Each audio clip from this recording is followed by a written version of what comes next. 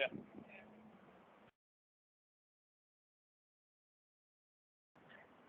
That was my first time.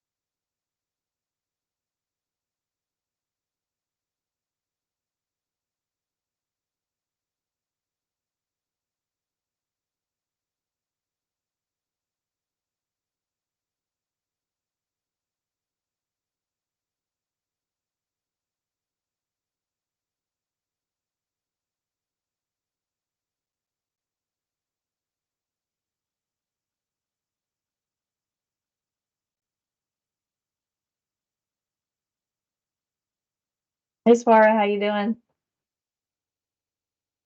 Oh, you're muted. Good morning. How are you? Swara, how you doing? I'm good, good. Good.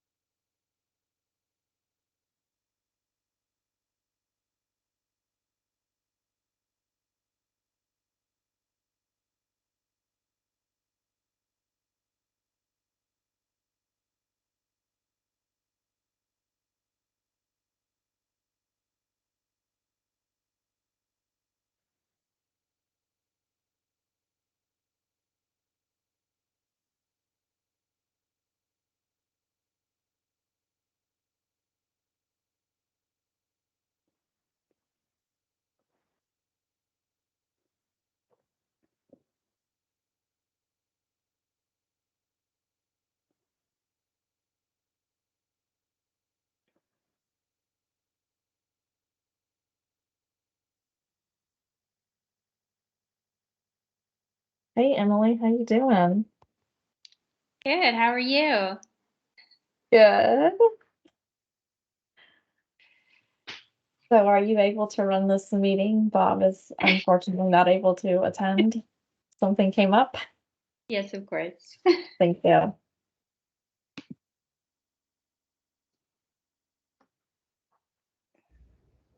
I made it to this meeting. Why couldn't Bob? We were just on the same meeting. I'm just teasing, but we were.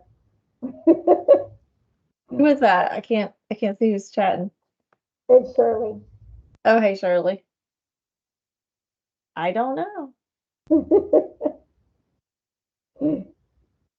He might have a different one after the one we just got off of. Yeah, he's probably busy. Who knows?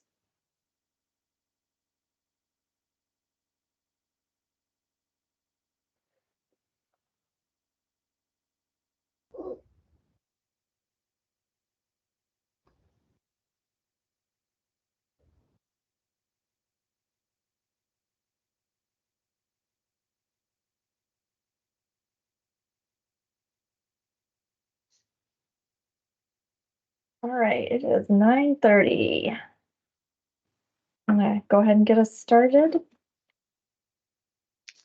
Great. Everybody, welcome to the April 24th meeting of the CTST District 7. I am Emily Hinsdale with Sidewalk Stompers, and I will be chairing the meeting today because Bob is not available today. Melissa, would you run through the introductions? Sure thing. So hey, everybody, I'm Melissa Shepard with JNT. And just to let everybody know, the meeting is being recorded. If you are not speaking, please mute your mics. All right, we'll just go down the list here. So I have Brenton Mosier. Brenton Mosier with USF Qatar. Thank you. Corey Norris. Corey Norris with Hillsborough County Schools. Thank you. All right, Gina Torres. Good morning, Gina Torres, the Hillsborough Transportation Planning Organization. Thank you. Eric. Hey, good morning, y'all. Eric Henry with FDOT District 7, your CTST program manager. My mic went a little crazy there. Good do. That was funny. All right, thank you. All right, and then we have Jennifer Hall.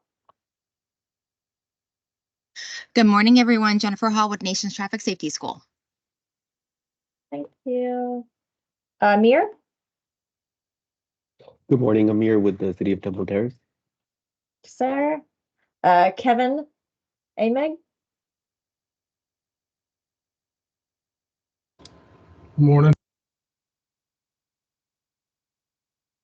All right, and Kevin, who are you with? I'm with the City of Plant City. Okay, thank you very much. All right, Linda Wu.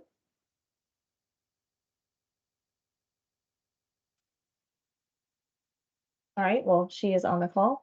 Don Lewis. Good morning, Dawn Lewis, Tampa General Hospital. Thank you. Matt Weaver. Good morning, Matt Weaver with Element Engineering Group. Thank you. Melinda Nelson. Here. Good morning, Melinda Nelson with HCSO Grants Research and Development Unit. Thank you. And Melissa Kentlow. Good morning, Melissa Kinchlow, the Crossing Guard Unit for Hillsborough County Sheriff's Office. Thank you, ma'am. Mike White. Sergeant Mike White with the Tampa Police Department. I'm covering for that unreliable Sergeant Belmonte. Thank you, Lori. Hello, everyone. I'm Lori Paleo with JNT. Thank you, Shirley. Good morning, I'm Shirley Reddy with Hillsborough County Public Schools District Traffic Safety Specialist. All right, Susan. Speaker, it says PEAKERS. Susan. All right, well, Susan Boda's online. Swara. Good morning, I'm Swara Farheen from Atkins Realis, Tampa. Thank you. And Megan?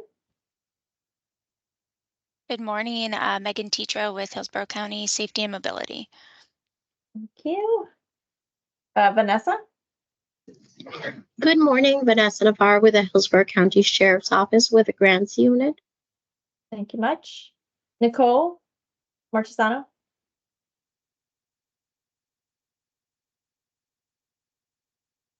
All right, well, she is on the line as well.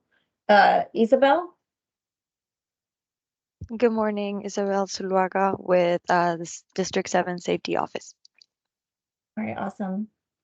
Okay, Nicole says she is in the meeting, but she's in another meeting as well. All right, if there is anyone that I did not call your name, please feel free to introduce yourself to the group.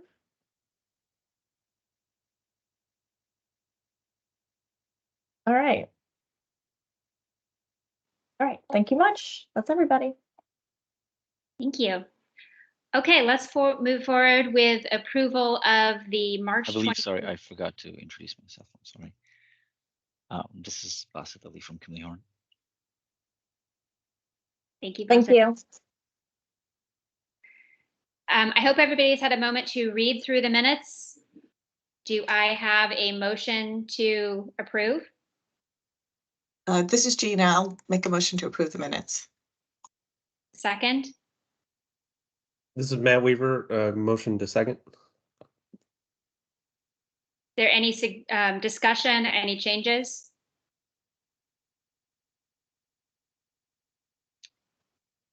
Hearing none, I'll call for a vote. All in favor of approving the minutes?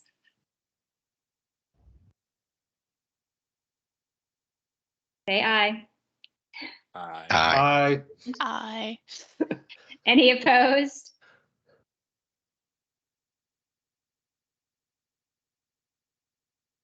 Okay. The minutes are approved, and let's move into the meeting with our business updates.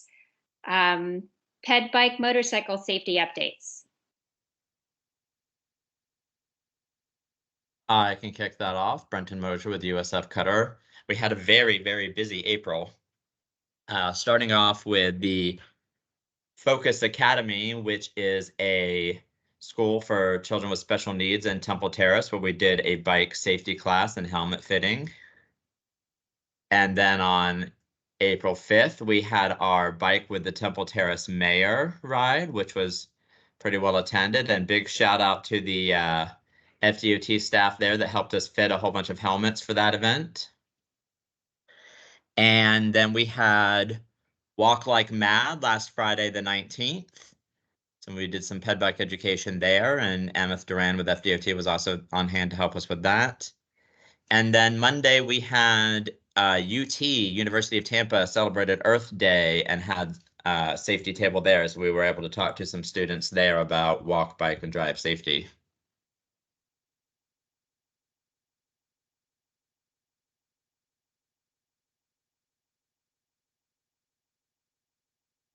It's great, Brenton. My gosh, you were busy. Thank you. Any other additions to that? I can hop in and talk a little bit.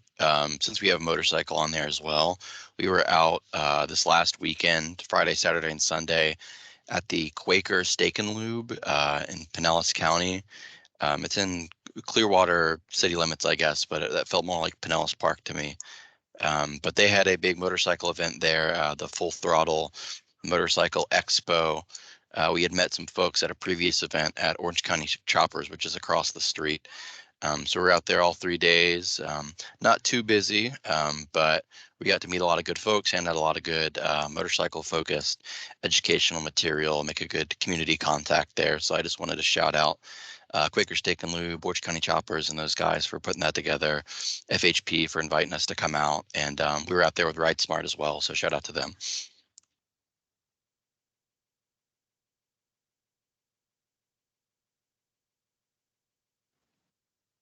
That's great. Do we have anything else on motorcycle safety or bike ped safety? Just going to say that there's the coalition meeting is going on right now in Orlando, right, Eric? Correct. Yeah, yesterday and today.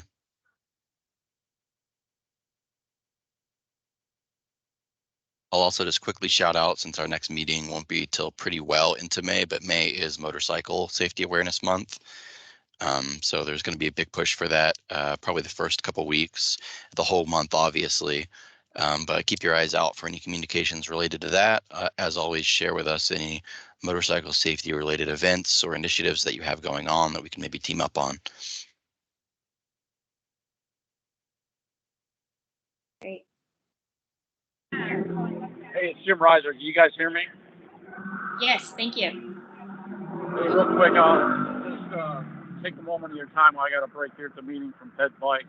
So just to announce to the group, I am the new law enforcement liaison, working through the University of North Florida for District 7. So excited to be in that position and networking with our law enforcement to try and get them involved in all the enforcement ways and supplying the materials and things like that. So I'll still be continuing with our groups, but in a new role. And then shifting gears real quick to the motorcycle safety side. I was working with the consultant group I was with just before this job. Tampa's going to be doing a ride to promote the SMART program. Going to try and link up with all the other SMART programs in the state, and there'll be some press activity for that. That should be around, that's the first Sunday in May, I believe they're going to do that. It's not for citizens. This is going to be for law enforcement to promote the motorcycle training that all the agencies do. So it's a good effort. I believe FDOT's already aware of that. I'm talking to Peter and Emmett in the safety office, and they're going to support that event however they can. So I'll yield back to everybody because I got to check out. Just wanted to make you all aware of that, and I'll see you at the next meeting. Thank you, Tim.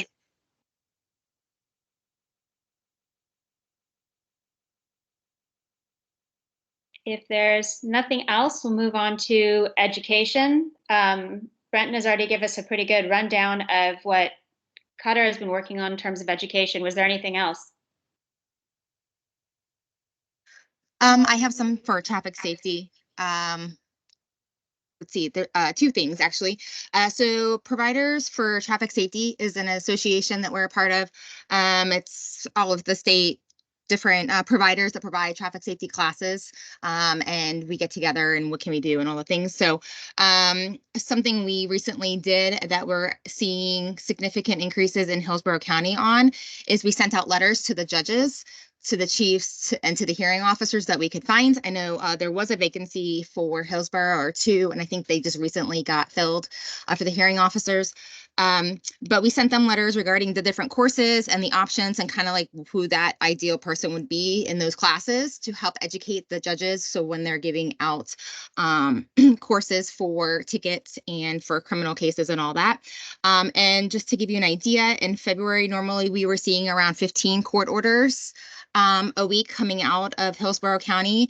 And that particular week, I guess it was the end of February, we saw 50 coming out. So there's been a huge increase of actual education coming out of the court systems regarding traffic safety. So that's hopefully a good thing. So hopefully we'll start seeing those pieces because over the years, we did see a specific engagement between the higher the education, the lower the crash rates coming out of the state. So there is a correlation to that since like 2012. So, and then when the classes started reducing, your crashes started increasing as well. So there's that piece. And then also something that we've been looking at, and I know Brendan kind of triggered this when he was talking about the special needs school. Not sure, I think somebody from the Hillsborough County schools, if there is a need, Eric probably remembers this conversation from the Teen Safe Driving Coalition about bringing in simulators to the state and offering, especially for your high anxiety, your ADHD, your different type of drivers out there that may need a little bit more reinforcement before they actually get behind the wheel. And I know Hillsborough has driver's ed inside the schools as well. But if there is a need for having a simulator, you know, type of education where it allows for these students to feel more comfortable before they actually get behind the wheel so they can get more practice in different scenarios and gradually build them rather than just kind of throwing them in a car like we traditionally do. And I say that loosely, obviously, but so if there's any thought or anything that you guys as a collective are seeing or hearing, if you would reach out and let me know if that's something that we should start investing in and promoting and educating to help our drivers feel more confident, but also obviously being safely confident behind the wheel. So something we're looking at. That's cool. I didn't know that was available. I see Dawn has her hand up. Hi, good morning, everyone. Can you hear me okay? Yes, we can. Oh, perfect. Okay. First of all, I just wanted to introduce virtually Helen Barker, who is on the call today. She will be attending these meetings on behalf of Tampa General. She is our injury prevention outreach coordinator, and she'll be leading a lot of our trauma education, both internally and externally in the community.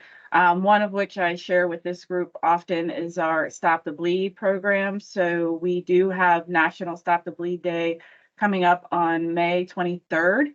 And we have partnered again this year with Tampa Fire Rescue and TICO, and we'll be hosting 3 public classes for free out in the community that day.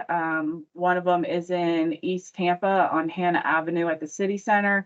In the afternoon, we'll be downtown in the Tico Plaza again. And then in the evening, we'll be out in Ybor at the GTE Financial Building, where Tampa Fire has a room out there.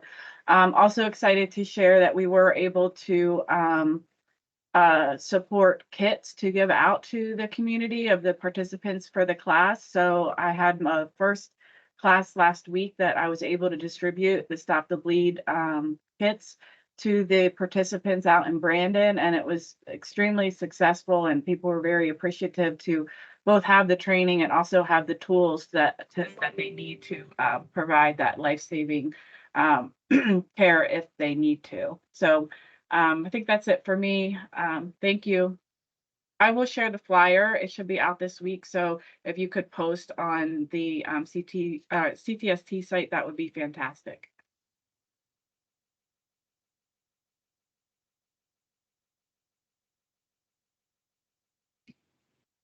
Thank you. Helen, welcome. Are there any other input on education? Yeah, Brenton, again, just one other thing real quick. We are running a geofence campaign for work zone awareness, and we are directing users to take a little 5-question quiz. So we've been getting some good responses. I think we've gotten over 300 or so responses on that. And so we are promoting, since last week was National Work Zone Awareness Week, we've been promoting it all throughout April. Great, thank you. Moving into enforcement and crash stats.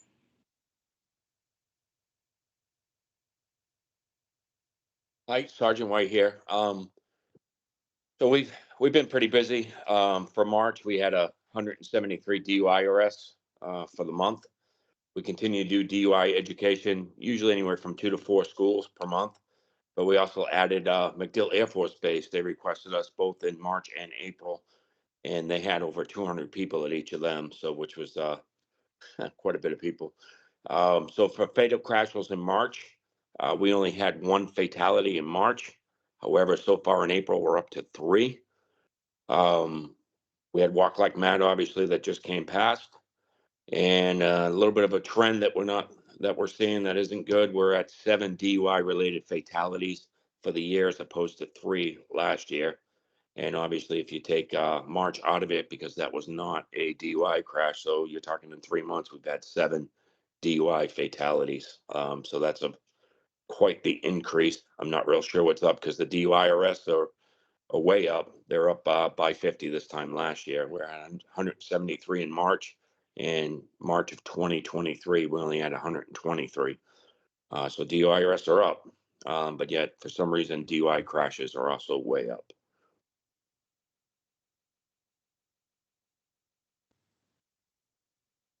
To look at those DUI stats, do you feel like there's coming out of your department been a bigger push targeting DUI, and is that part of what the DUI arrest number is related to, or is that pretty steady?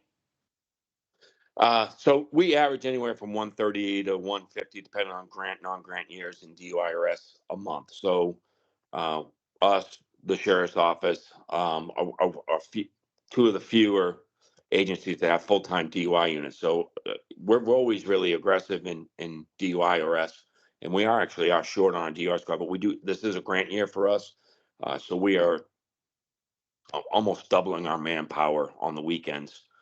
We just put in a request because we're seeing a lot of crashes happen earlier, where our grant guys usually don't come out till 10 o'clock at night.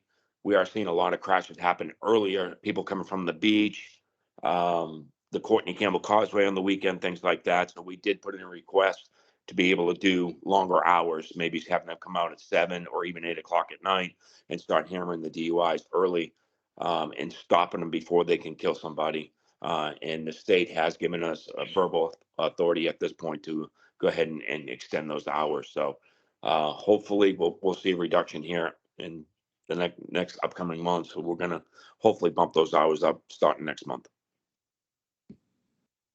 Great, that's good. Wonderful to hear that you're going to be doing extra hours.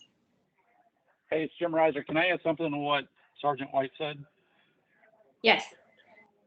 So, I got to give a shout out to Tampa and, Hillsborough County and especially FHP on the east side of the bridges.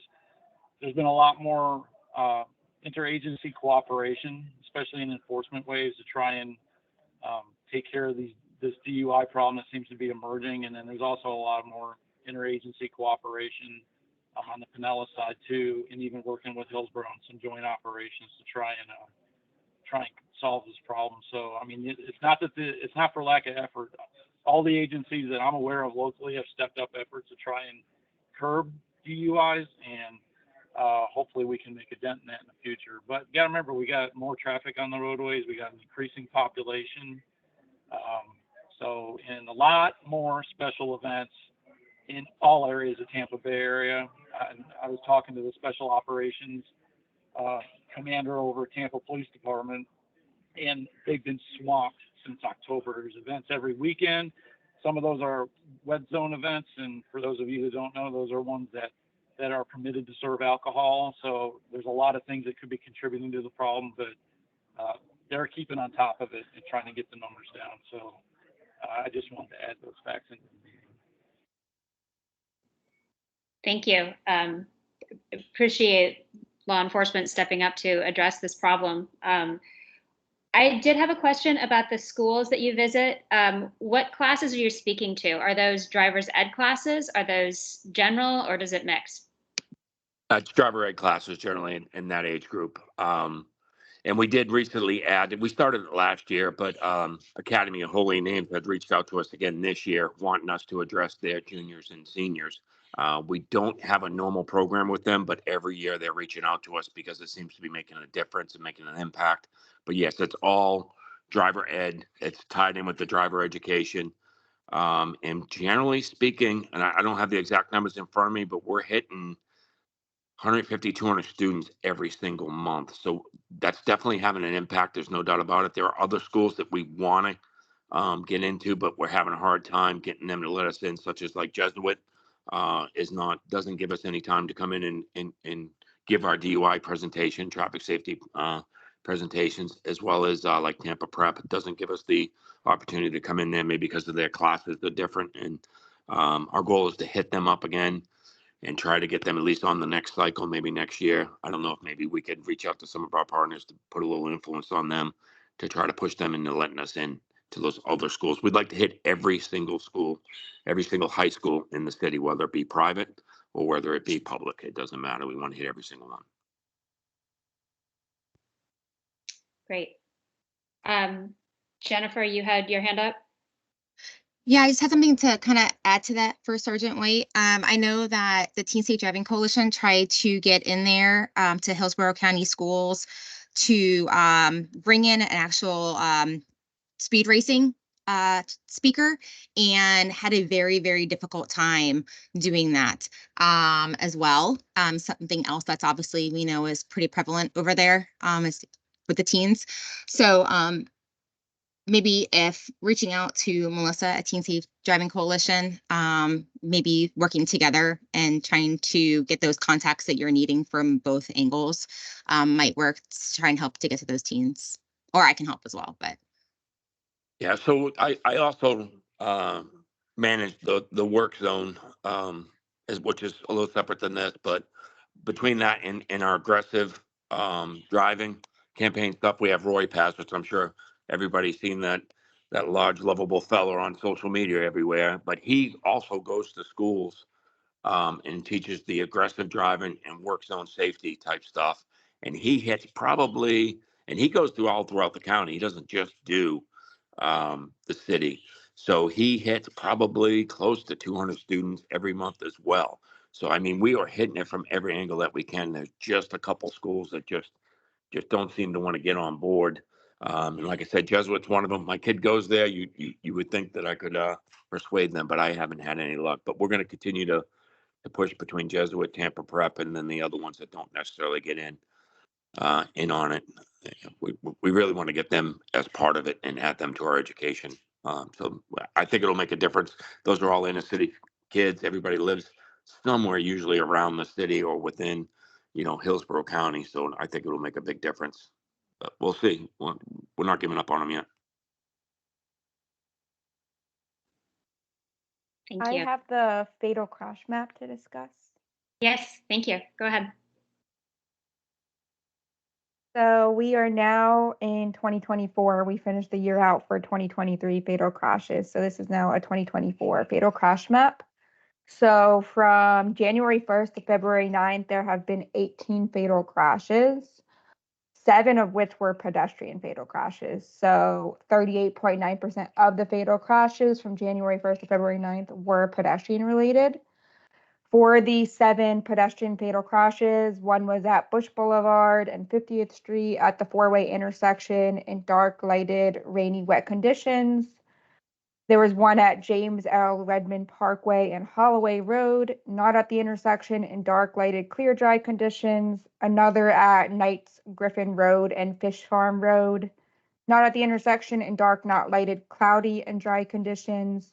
One at I-75 and mile marker 247.5, not at the intersection in unknown, rainy, wet conditions. It was at 5 a.m., so it was probably pretty dark. There was another one at US 41 and 12th Street, not at the intersection in dark, not lighted, clear, dry conditions.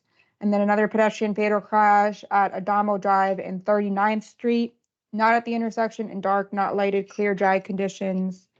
And the last pedestrian fatal crash was at McKinley Drive and East Bougainvillea Avenue at the four-way intersection in dark, lighted, clear, dry conditions. There was also an off-road fatal crash that resulted in a pedestrian fatality on North Dale Mabry Highway at the Carrabba's at 700 North Dale Mabry Highway in dark lighted conditions, and that was a homeless person that resulted in the fatality. All the pedestrian fatal crashes through February 9th were at nighttime. And then for all fatal crashes in Hillsborough County, 61% occurred on state roads, 22% occurred in the city of Tampa jurisdiction, and 17% occurred on Hillsborough County roads. So there were 18 fatal crashes, and in the same time period in 2023, there were 26 fatal crashes. So we are down by 8 fatal crashes, same time frame in 2023. So that is what I got.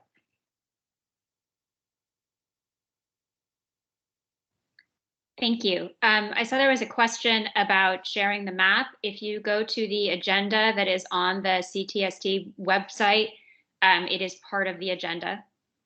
And Eric just posted it. Thank you. It was me, Melissa. I was trying to let everybody know. And it does come when you receive the e-blasts, every, a couple days before the meeting. It is on the second page of the agenda that comes in the e-blast. So just FYI, but it's always on the CTST website as well. Yeah, there's also that 60-day lag, so the data is not always going to be up to date. It's going to be about 60 or so days behind. That's another thing to consider.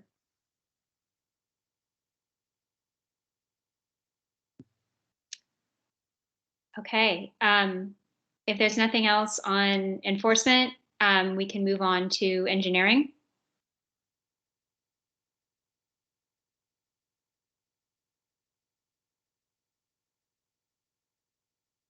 Silence, there's no engineering? I can give a few updates on behalf of the county.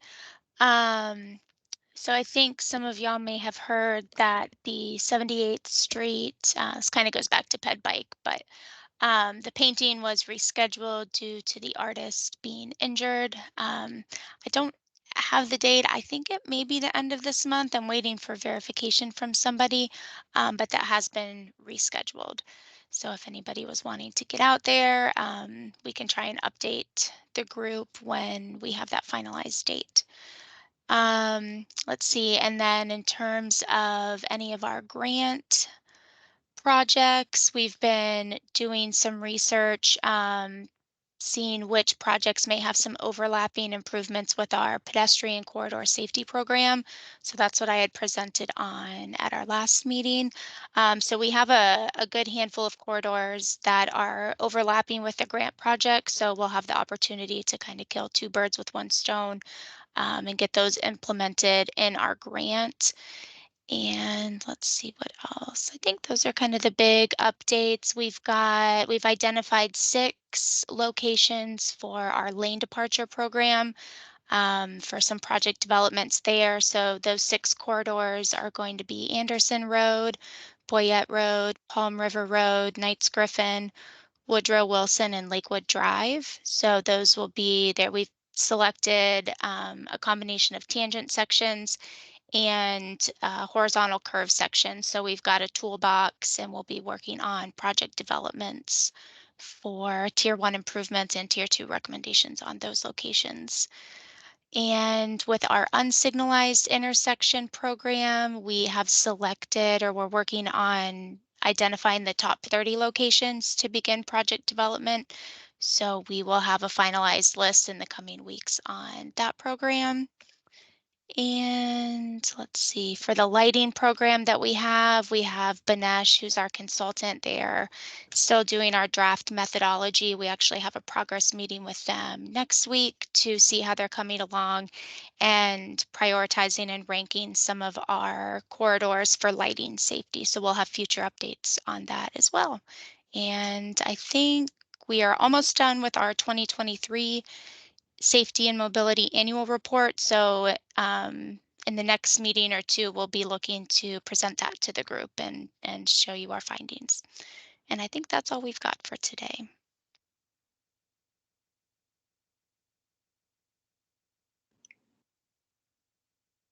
Megan, can I ask a question?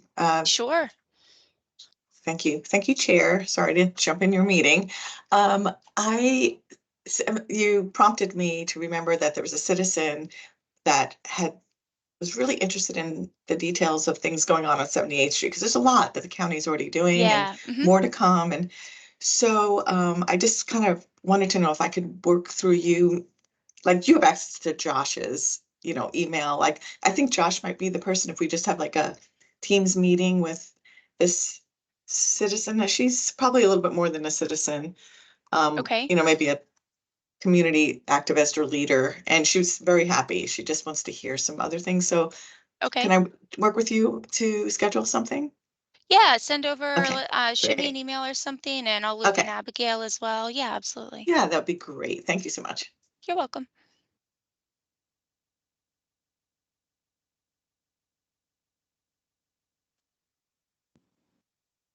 Anything else in engineering? Peter?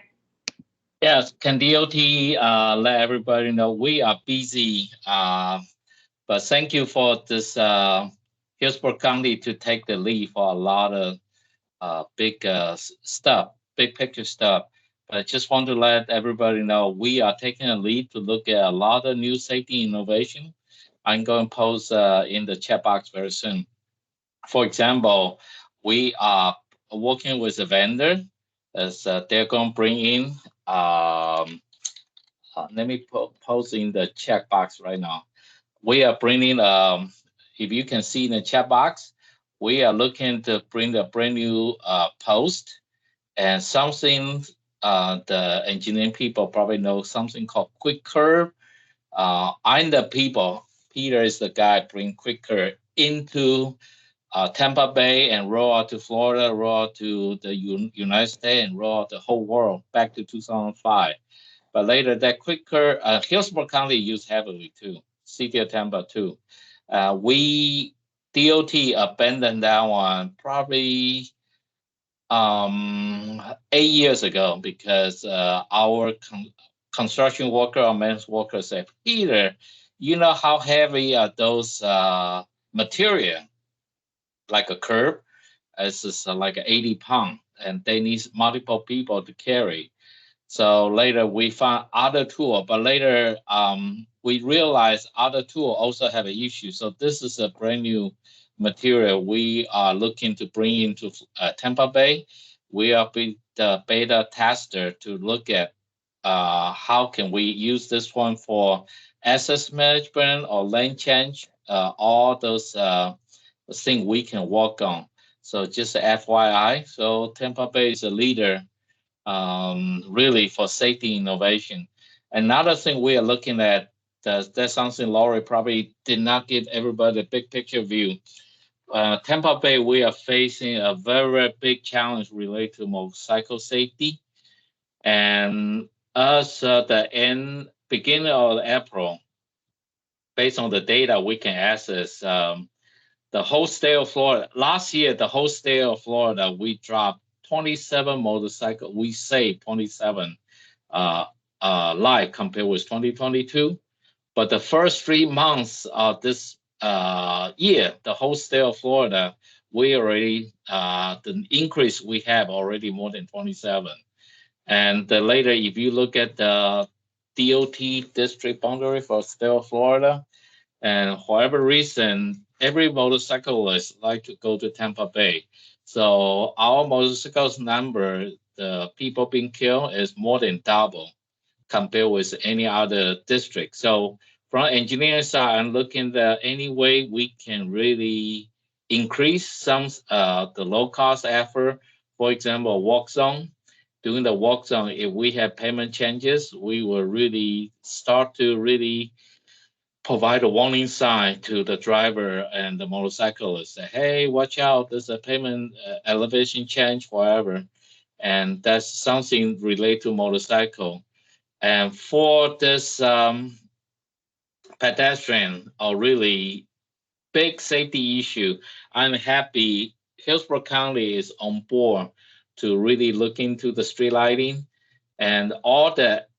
If you have a chance to drive around state of Florida, you probably can tell on state highway in Tampa Bay, we install more street light than any other DOT district on state highway. But because we realize this street lighting can really address motor vehicle safety, vulnerable road user safety, and also lane departure safety. But later, we are working for any other solution we can use street lighting as a safety tool to address safety. And later, I'm very happy. Right now, at least 2 other big districts, Orlando and Fort Lauderdale district, they are approaching us, say, hey, what you guys have done, they want to bring it into their district. So I just want to let the team member know the safety innovation created in Tampa Bay is rolling out statewide, and some other ones rolling out nationwide. So any question?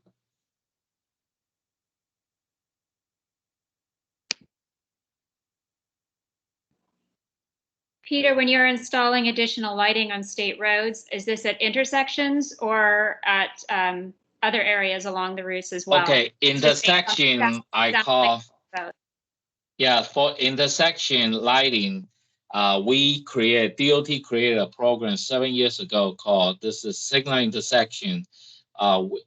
We should have intersection lighting. So we allocate $100 million. That I call it past tense. And that's part of the standard right now. When we have a job going through the signal intersection, we will automatically add the intersection lighting. But we already passed that. District 7 is the first, probably the only district. We already passed that the intersection lighting. We are looking at the corridor lighting. How can we do it with much efficient way? Because install the street lighting look like easy. People just say, hey, you just install it. But later, the cost right now is ridiculous, up to $1.5 million per mile. And also a lot of cases, we have all the underground utility. And so all kind of issues. So we try to find an innovation way.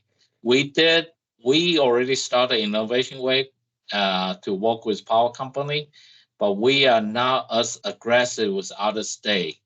And other state right now, they can work with power company directly, much easily compared with Florida. I think the TECO is okay, but later, if you have a chance to work with Duke Energy, you probably know, well, Duke Energy are stubborn. So we try to find all the way we can to work together.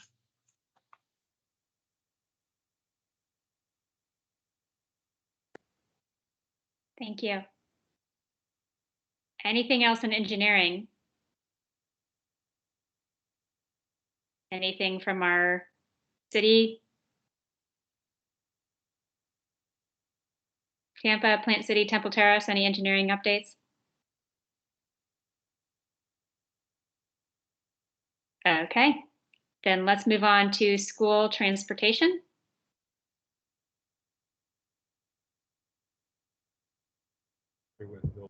I don't have anything, Emily. Okay, thank you. Then I will. Oh wait, who has somebody? Somebody there? Sorry, can you all hear me? Yes. Okay. This is Corey Norris with Hillsborough Schools Transportation Department. Just kind of want to share, we are having some boundary changes other than our typical boundary changes every year to kind of control enrollment and numbers as far as school enrollment. We have some school sites that are closing. We had a couple of them closed this past year, but we have a few more closing this year. There's a couple of middle schools that are affected by it, as well as several elementary schools. And so my team and I are constantly going out weekly, looking at is some students that are affected by it right now ride a school bus. But with the boundary changes, they'll be walking in some cases. So we've been going out checking not only stops like we normally do for bus routes, but also walk paths for students to make sure there's controlled crossings and things like that where they would cross. And so we just ask if you all are out there and you see something, if you can kind of let us know if there's some area of concern, if you see students walking in locations and areas where they shouldn't be. We're just trying to stay on top of that and just kind of work through these changes as they come. Corey, would you be able to share with us which schools are changing so we know which areas to watch out? Sure, certainly. So Adams Middle School will be closing. This is the last year for Adams Middle School. I don't know if it'll open up in the future or not, but they will be closing after this school year. McLean Middle School will be closing. For Adams, some of the Adams students will be going to Carrollwood, which is a K-8 school now. Some will be going to Ben Hill Middle School, Memorial Middle School, Buchanan, and Woodson K-8, as well as Suffolk Springs K-8. McLean Middle School is closing, and their students will be going to Junta Middle School, Stewart Middle School, Junta Middle School, Man Middle School, and Sly Middle School. So those are some of the kids that have been riding the bus, but will now be walking to school. Monroe Middle School in South Tampa is closing after this school year. Those students will be going to Madison, which is not very far from Monroe, as well as Stewart Middle School. Elementaries, Cleveland Elementary off of Nebraska and Hamilton, I believe, is closing after the school year. Kimball Elementary off of Bush Boulevard and 46th Street area. Those kids will be going to Woodson as well, and Shehigh. In some cases, they'll be walking. I think that's it. So we have a total of 6 schools closing.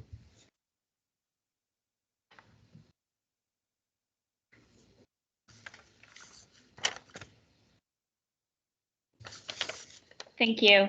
A lot of these schools, some are going to be moving kids to walking who maybe aren't familiar with walking already. So that's something we'll all have to be watching out for in our different roles. And some have been able to walk and will now be traveling further distances, including across roads that are not familiar with crossing and aren't necessarily set up for them to cross. So I would just encourage all of our engineers and city, county, state to be watching out for these changes and identifying ways that we can improve crossings for students who have not been walking this way in the past. I just wanted to comment really quick on the McLean closing. You said those students will be redistributed to Junta and Man. Is that correct? McLean, they'll be going to Junta, Man Middle School, and the ones that were coming from the inner city out to McLean will be going to Sly. Okay. Okay, perfect. So we're currently with our Safe Routes to School program, we're doing the analysis for like the walking routes for Junta and Man. So I'll let our consultant know to make note of that closing and if that impacts anything. Thank you. Question, you said 6 schools. I have 5. I'm Did I sorry, miss- it is 5. It is 5. Okay, I It just is want to be sure I 5. didn't miss one. We Okay. have one on the list that is already closed, and that's where I got the 6th number from. Okay, good. Yeah. Thank you.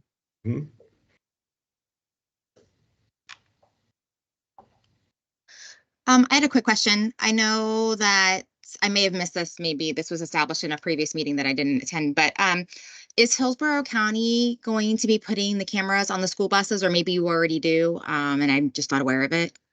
What is We're in the Hillsborough's middle of, stance? yes, ma'am. We're in the middle of an RFP right now for that. You'll see some cameras that have already been installed on the buses. I think maybe 20% of them. So right now we had to go out for an RFP. And so that's coming. We're in the middle of working through that to select the company that will be monitoring those cameras and issuing citations. So I would say in the near future, definitely before school starts back up in August. Awesome, thank you. And then I don't know if anybody knows the update, or Hillsborough is also doing the cameras in the school zones. Is that something that Hillsborough is going to be enforcing? Does anybody know? To kind of combat with the school? The sheriff's office is going to be working on that. There are 10 school zones that have that are going to be monitored by the sheriff's office. And Shirley, is that to start? They're starting with about 10 of them? Yes. Yes. Okay. And it's not all of the monitoring is going to be done by a camera. Some of it is going to be by the motorcade. Perfect. Yeah, I know every county has the ability to either do it or not, so I wasn't sure what Hillsborough stance was. So awesome. Thank you.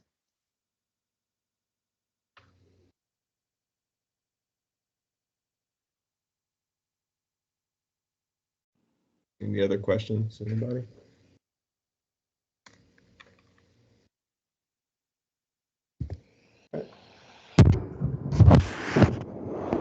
Thank you for the update, Corey. Are there any other updates on schools? National Bike and Roll to School Day is on May 8th. Several schools around the county will be celebrating. Sidewalk Stompers will be at Collins K-8. They have around 500 students who walk or bike to school every week and have been partnering with us all year. The Hillsborough County will be joining us there to show off some of their safe routes to school efforts, as well as Melissa Conchillo with the Crossing Guard program. We have several other schools holding events. Summerfield Crossing Elementary School has a parent who is leading a ride for students from their neighborhood to the school. And we'd love to see more of those activities around the county. If anybody knows of any other schools that are interested in participating, let me know.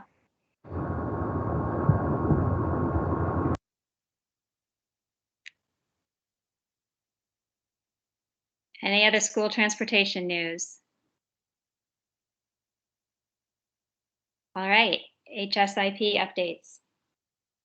Hey, everybody, this is Melissa. Mashid could not attend the meeting today, but she sent me an update and I'll read that for you guys. She stated that the portal is up and running and they have received several applications. Currently, she's working on receiving quotes for material requests.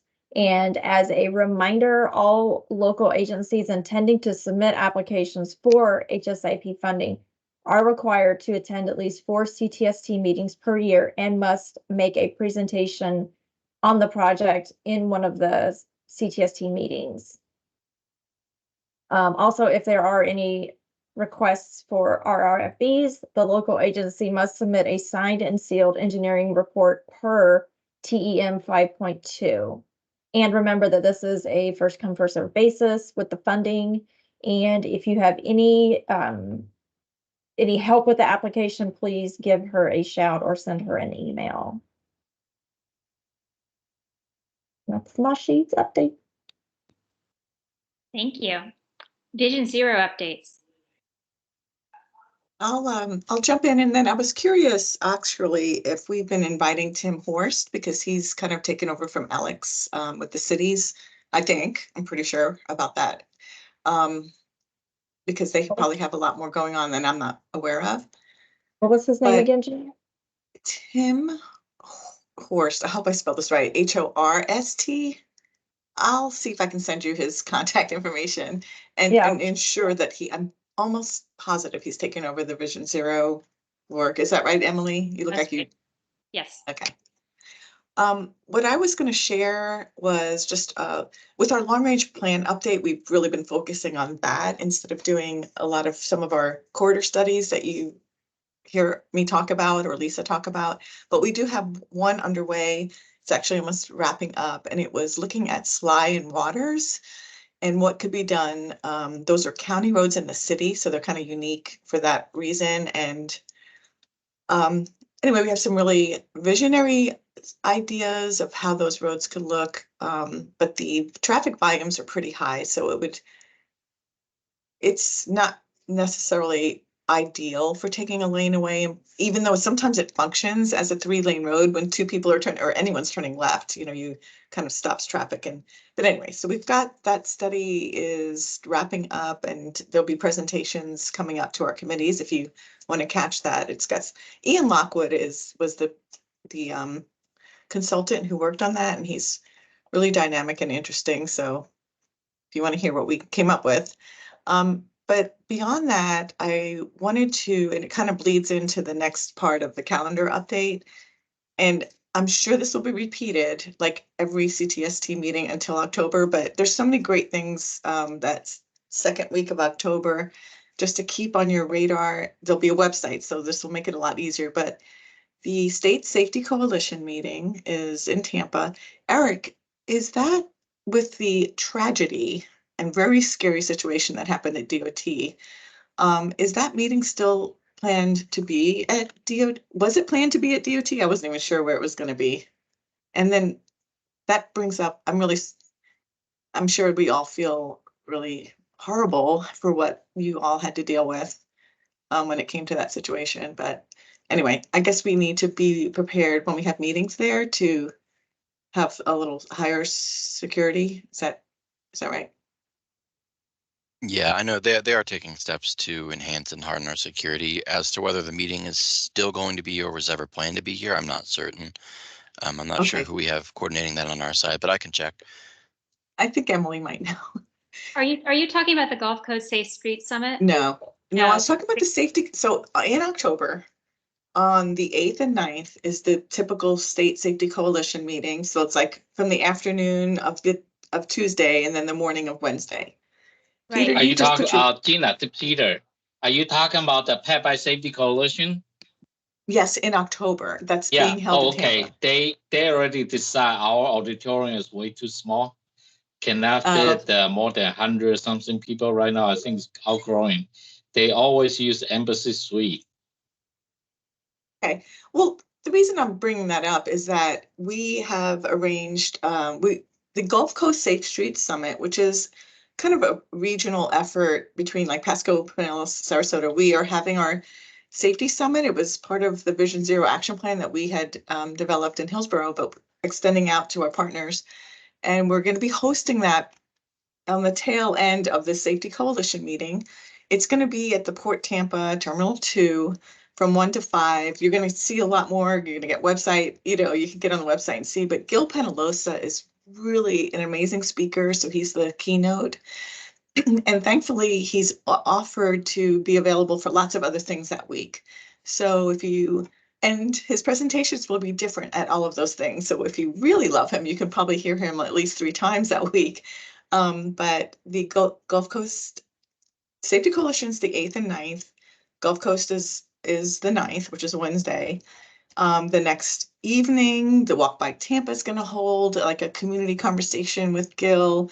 We're just figuring out where that's going to be, a little bit more casual. And anyway, there's just some really great things happening. And I really hope that you guys will have an opportunity to participate in that summit in October. And I think that's all I had for Vision Zero. those events all overlap. The week before is National Walk to School Day as well. Melissa Wandel's going to be involved. I think there's going to be a little bit of a focus on Families for Safe Streets at the Walk Bike, and maybe even in the opening of the Gulf Coast Safe Streets Summit. So real great speakers and great things going on.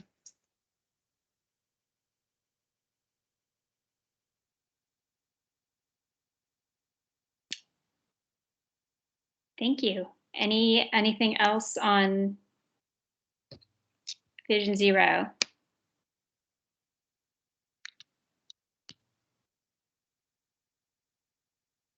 Okay, calendar updates. We got a bunch from Gina. I will throw in mine. Walk Bike Tampa is celebrating National Bike Month on May 16th at Tampa Airport at, I believe, 5:30. We have a great speaker coming from the Bike Coalition, and it just be a great event. A lot of transportation talk. There is a bike ride to get to the Tampa airport to kick off the meeting. So please visit the Walk Bike Tampa website and social media to get more information on that. And I'll also put that out to Eric to share with all of you. But everybody's invited. Hope you can join us. Any other calendar updates? I'll just pop in. I mentioned earlier that next month is going to be a Motorcycle Safety Awareness Week. But I forgot to add that we are going to be trying to get a bunch of the watch out for motorcycle yard signs and distributing those throughout the district. So if anybody would like any of those, please feel free to reach out. We could drop them off, or you could come to the HQ to pick them up. If you want to have them outside of your office or whatever, just let us know. We'd be happy to try to get you some.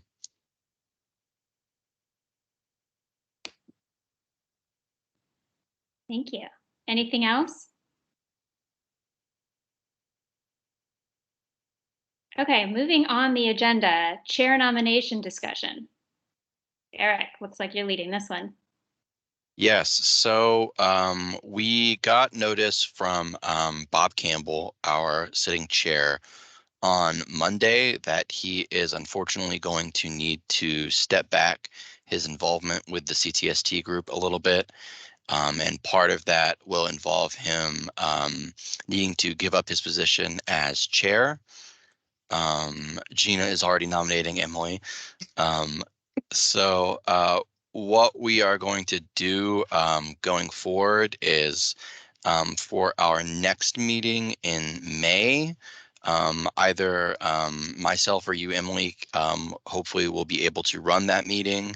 And then for our following meeting, which is our next in-person meeting, which is on the 26th of June, we are going to hold a sort of special election, if you will, to nominate and elect a new chair for this kind of interim period before our normal nomination cycle again, which should be in the fall, I believe.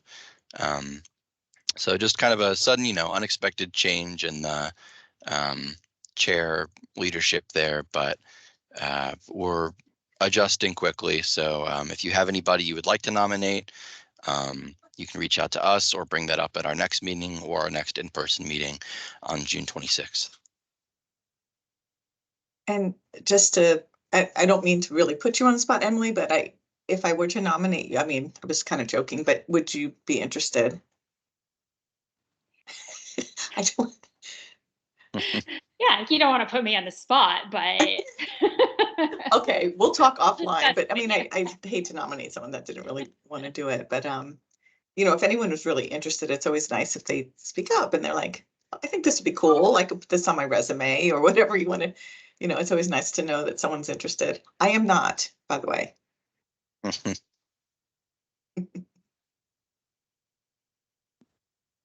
I see from Megan that Abigail would be interested, and that would be great too. That'd be great. Yes. I will not officially toss her name out there since she is not present today, but yes, I'm sure she would be interested. Good. That'd be a good person for it. Okay. Melissa, you want to do your grant update? Yes. So just to let everybody know, The grant cycle is in full swing. We've had the first deadline come and go, and that was in April. There are 2 deadlines left. May 16th is the second deadline for the planning and demonstration grants, and the sole deadline for the implementation grant. And then finally on August 29th is the last and final deadline for the planning and demonstration grants. And the grant cycle closes until the 2025 year. There's plenty of funding still available. If you have questions on maybe how to, submit your action plan, or maybe need some examples, please let us know. There's a great deal of resources on the Safe Streets for All grants website. I can send that out to everybody. I'll put that in the chat.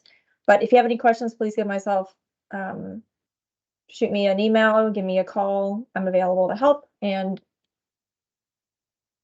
I have a whole slew of people behind me that can assist as well. Great, thank you. Thank you. Any new or old business? Anything else anybody would like to share?